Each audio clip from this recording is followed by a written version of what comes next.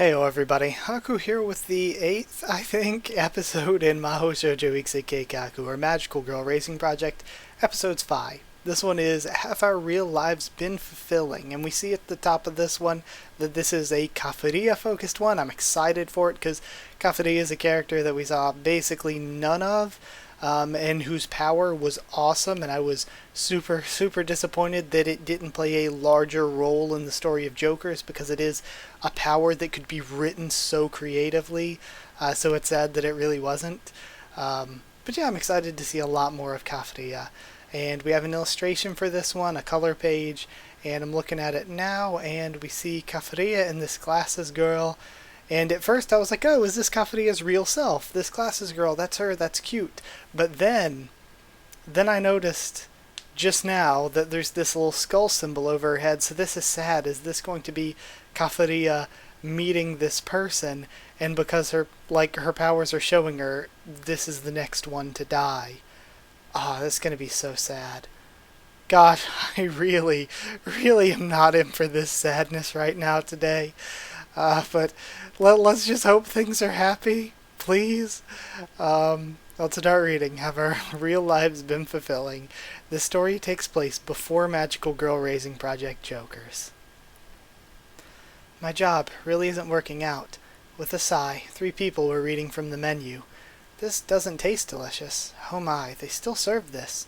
3 people were seated at a table. One of the people turned her eyes over to Kafuria. What would you call working out, then?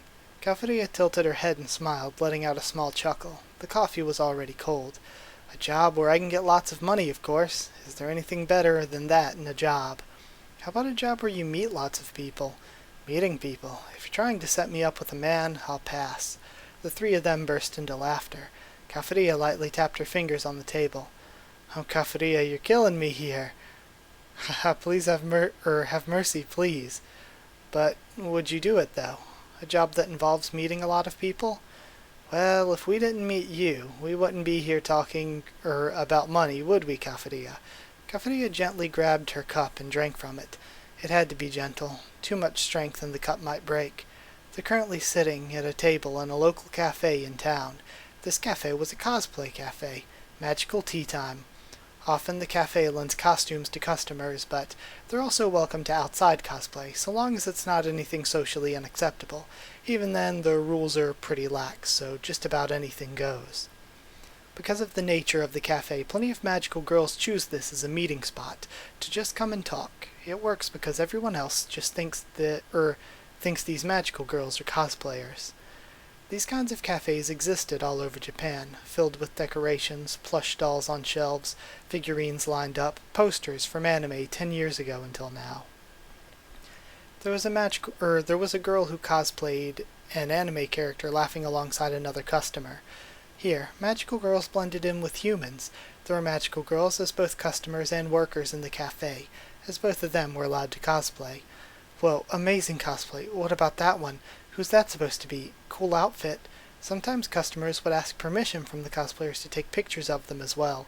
With a short breath, Kafuria continued. Actually, there was a job I had that involved meeting people. It was about 2-3 years ago in the public relations division. I was in a party there. 2 or 3 years, nothing more than that. It's a little weird, but it's Kafuria's story, so let's give her a chance to tell it.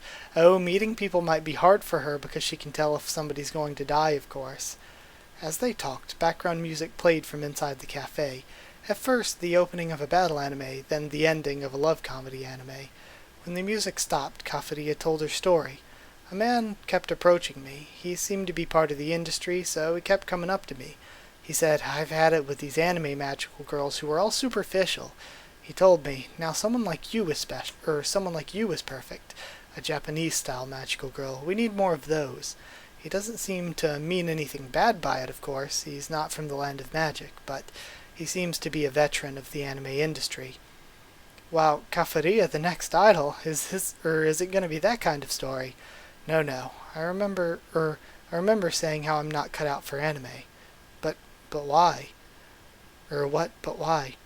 Do you think I'm cut out for an anime? Well, I mean, it's kind of the trend nowadays, isn't it? regardless, I wanted to get to know him still.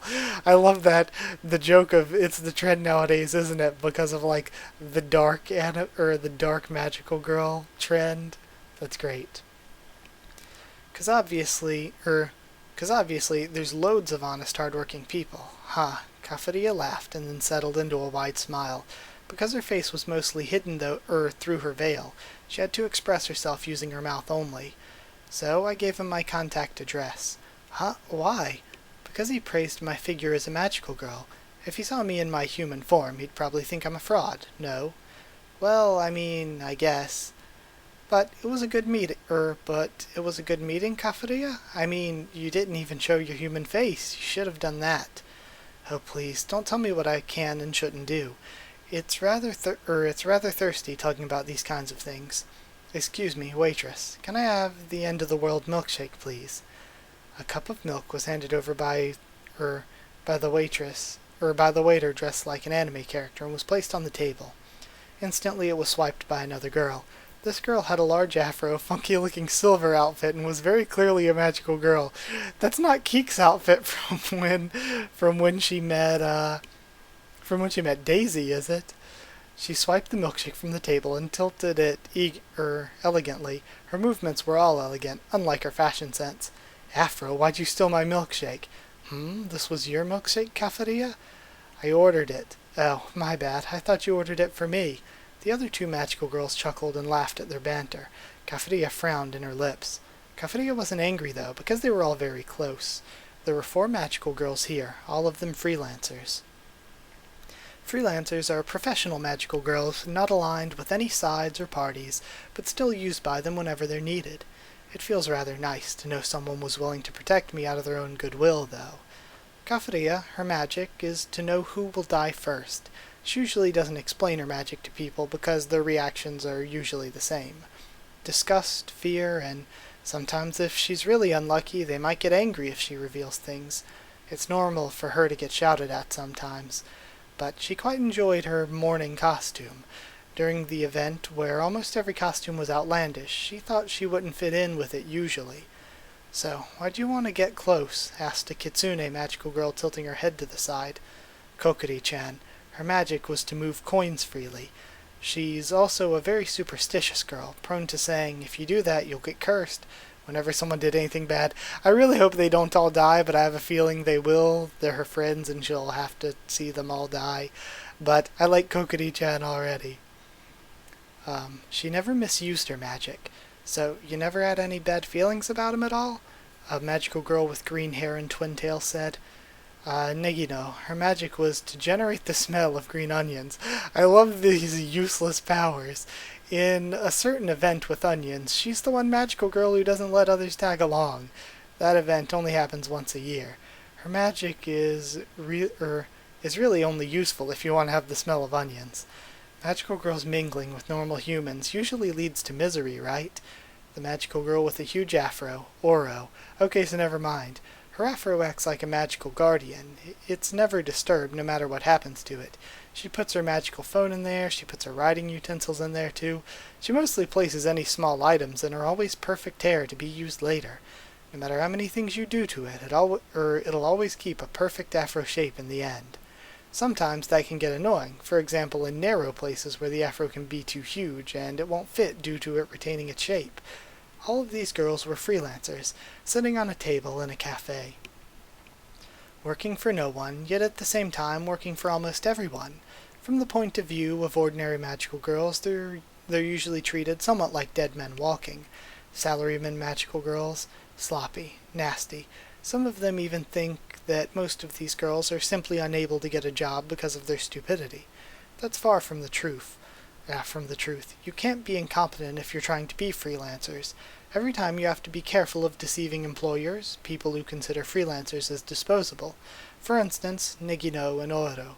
Both of them were graduates of a famous battle school, Mouse School. Okay, so they're both Mouse School graduates. I didn't expect that. Negino placed number 6 in the 1,000-meter dash. Oro was best 8 in the arm wrestling competitions. Still, even with that, they weren't really invited as part of Mao's elite circles, such as the 4 emperors or the 8 devas. I'm interested in that. Who are the 4 emperors or 8 devas? Would, I mean, I guess sort of Marika wouldn't be one of them because Marika is kind of like an outcast in the mouse school, but still. Meanwhile, Kokuri-chan was from someone rather known for the rather brutal test methods. She became a magical girl thanks to one of the tests of the forest musician Clanberry. Okay, so Kokuri-chan is a child of Clanberry. I like her even more. She seemed very enthusiastic, but always seemed to watch from a distance, and she always picked the best combatants and fighters.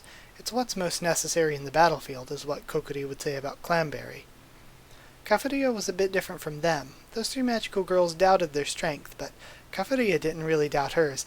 And I like that it's interesting that these 3 are the types that can't hold down a normal magical girl job, but are freelancers because they specialize in being able to do these things that other people can't, and also because somebody traumatized by a test from Clanberry probably wouldn't be all that good in even if she did have her memories erased potentially, probably wouldn't be that good in just a normal research kind of position, or one of the organizers wouldn't really be great at that. Same with ones that are part of mouse school that are all about fighting. But either way. Kafuria was a bit different from them. Those 3 magical girls doubted their strength, but Kafuria didn't really doubt hers.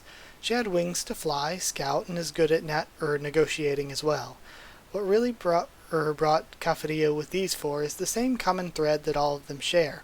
Each and every one of them was equipped with rather backwards magical skills. One word for it is a bit shabby. One day they found out each other's magical skills in a common job. They all complained together, and every day after work they began to keep meeting up. They became regulars, and the reason for that is precisely because they all think their magical skill is stupid. Their hangout became magical tea time. I can't believe my magic isn't of any help at all, and someone laughed at my appearance again became regular topics for them. You know, I've got a lot of stalker incidents too before. What? Stalker for you, Oro? Let me guess. Is it an Afro fetishist? Worse, it's a hair fetishist. No, I love this because I can see exactly where this is going. And that's why I hate men. They're rather creepy. It's not a man. It's another magical girl. It is freaking freaking Pithy herself. Frederica, the dirty, dirty hair pervert. Oh, I love it. It's so good. It's not a man, it's another magical girl. That's right, I had a magical girl stalker. And that's why I hate women as well. That means you hate both genders, Kafuria. When you're as old as me, you'll understand the depths of human depravity, Negino. I'm pretty sure we're the same age. Forget about ages. Whatever happened to your stalker? Well, she stalked me, then she showed up all of a sudden. She told me, "Oh, your hair is very beautiful, but it's just not my taste." Oh, that's cruel. I know. Rather rude of her, don't you think? The 4 people sighed and looked at each other. They all drank their cups. Well, all of them except Kafuria. Oro stole her cup. Or, as she said it, she simply took the cup that was ordered for her. Money is more reliable than relationships anyway. Would you prefer talking about nicer stories? Heard HR's gathering up a lot of people nowadays. Wonder what's going on there. Hang on, let me get my money. Oh, we're good for the check? We're good for the check? Forget HR. How about R&D? Anyone know what's going on there? I'm a little biased on that one, but they might be planning on making some experimental bodies. Is that so? Well, we do have what you call rare magic. We'd probably fit in. Look, I don't want them to know about me before I transform, but I think if they knew about me after I transform, they'd just be disappointed. All 4 of them laughed at once. The bitter smiles and irony at something that's funny but still true. They only stopped when Oro began messing with her hair. When Oro gets a bit tired of the stories, she unconsciously messes around with her hair. The three of them knew that, so they all cleaned up and paid, knowing that Oro was zoned out of all of this. Kafuria exited the cafe with shawls that hid her feathers. Usually most magical girls would de-transform back to humans when they want to go back home, so why does Kafuria not do it? It's actually simple. Kafuria doesn't want to do laundry. If her human form clothes get dirty, she has to change it, increasing her laundry workload. She often transforms in pajamas, so detransforming in public to that, not an option. She had no choice but to go home as a magical girl. Although her costume is like a funeral mourning motif, she's not really dressed for a normal funeral. In fact, like most magical girls, she stands out. It seems very conspicuous if someone dressed like her began walking out in the streets. It doesn't help even if she removed her veil.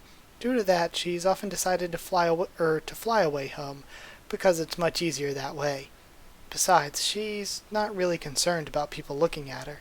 Usually, if she shows her face, people look at her with the face of admiration and praise, with children who point it out being shushed by their mothers. But this is her form as a magical girl. Does that satisfy her self-esteem? Now's not the time for that. Over the years, her discussions with her friends have branched a lot of topics.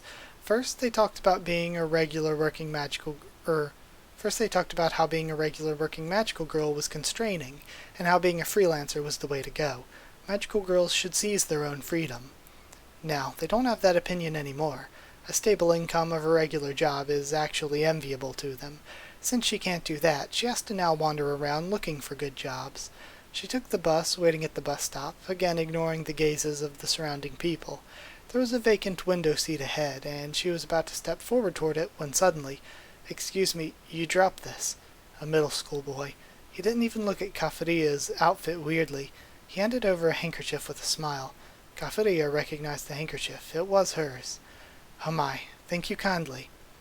She sat on her seat and closed her eyes, thinking about that man. You have that Japanese-style elegance. Before, she jokingly told the story to her 3 friends. Really, she was a lot more worried than what she let on. At that time, he praised Kafuria's looks, and Kafuria wondered, "Do you think I'd be suitable for an anime?" And the man shook his head. Hearing his words of denial, Kafuria was angry at the time, but now she realized he meant it as a sincere thing.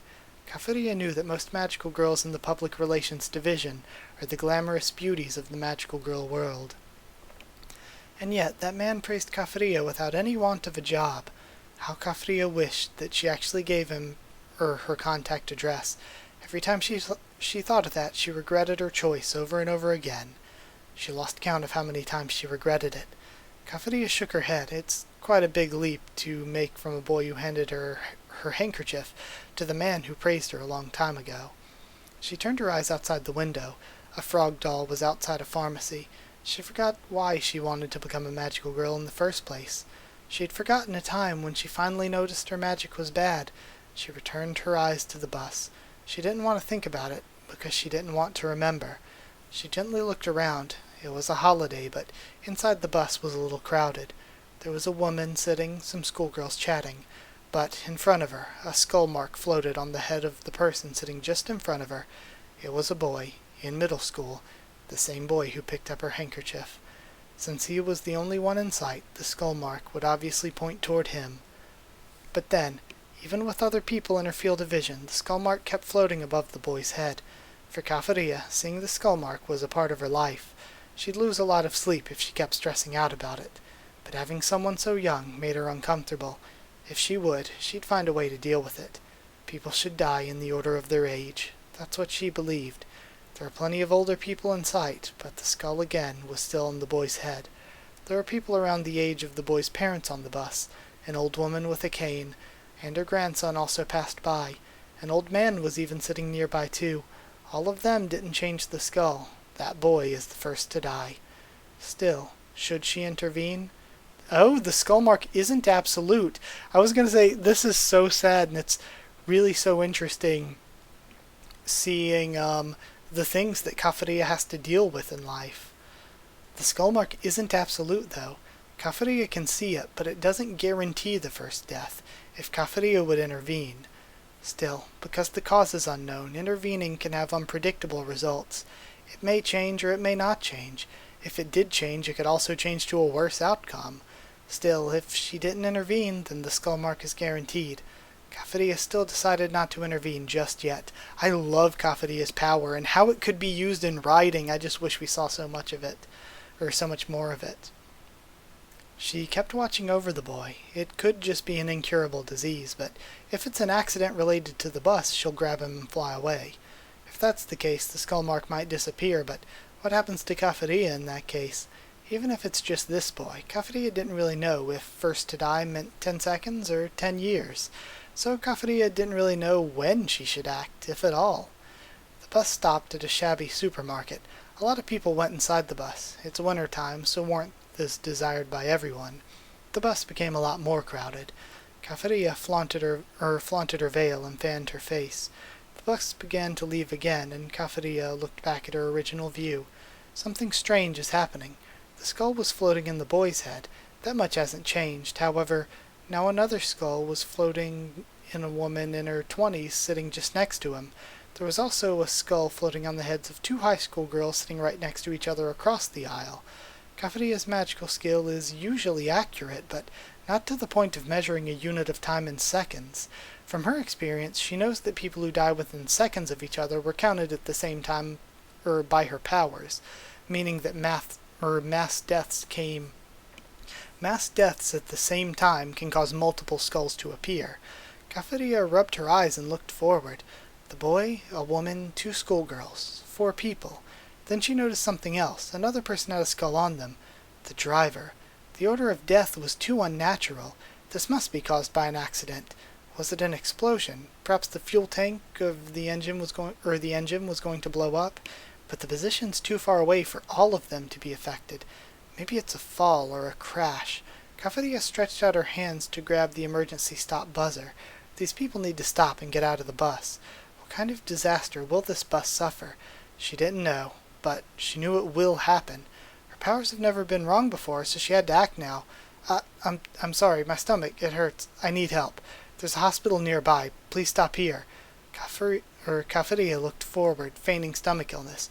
She shuffled through the crowd. The bus stopped, and Kafuria paid her coins to the driver as she got off. As she looked back at the bus, she noticed that the skulls were still on the people inside and hadn't changed at all. Well, this is bad, muttered Kafuria. 5 minutes later, the bus stopped at the bus stop in front of a middle school. Normally on weekdays, a bunch of children will go in or go out of the bus, but it's a weekend now, so only a couple of people got down. But the bus won't move from there. Kokuri-chan had already boarded the bus, and the coin machine was having problems. 500 yen coins kept being pushed out of the changer. Thanks to Kokuri-chan's magic, it won't stop. The bus driver hurriedly called his company, and the passengers inside were all murmuring in confusion. As the machine kept spitting out coins, friendly passengers began helping the bus driver pick it up. Meanwhile, Kafuria flew up in the sky. In the daytime, even if you're flying at high speeds, the chances of being spotted are still high.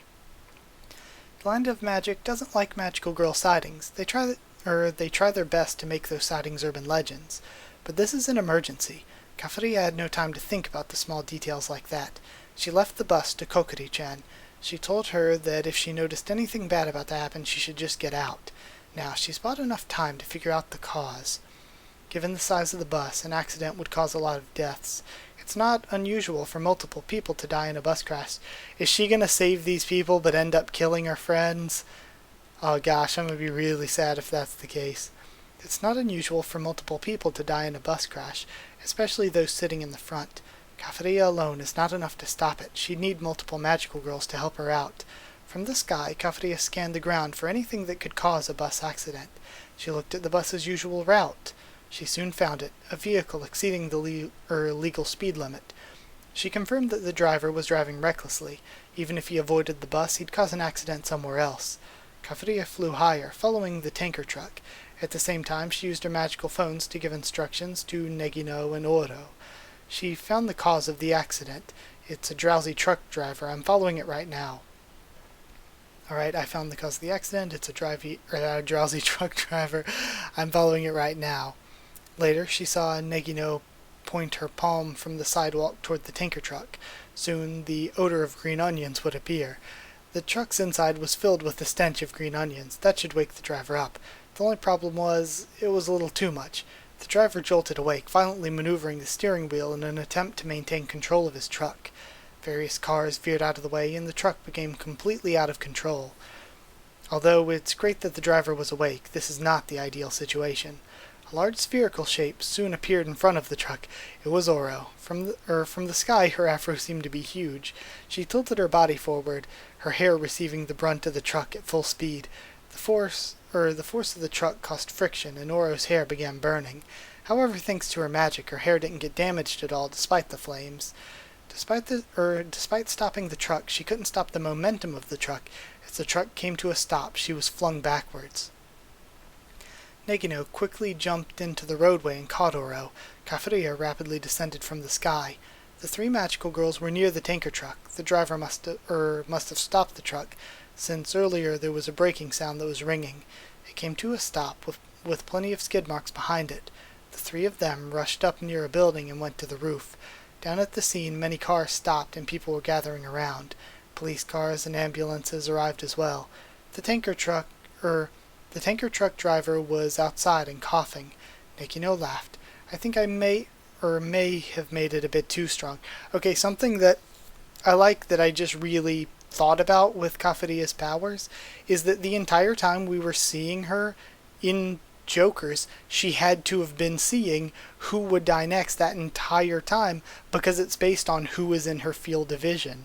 So that makes it even more horrifying. It's not just who in the world is going to die next, it's who in her field of vision is going to die next. So there's always somebody that's marked for death in her sight. Oh, very funny. This shouldn't be something you should laugh about.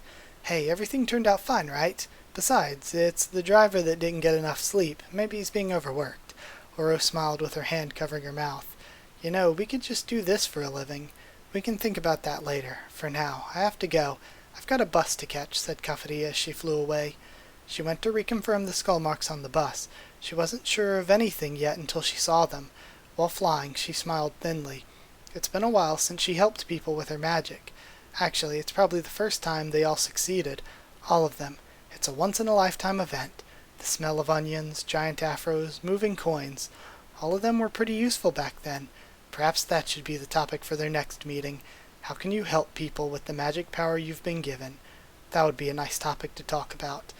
That was such a good story. I loved that. I've been loving it every week, but that was so good.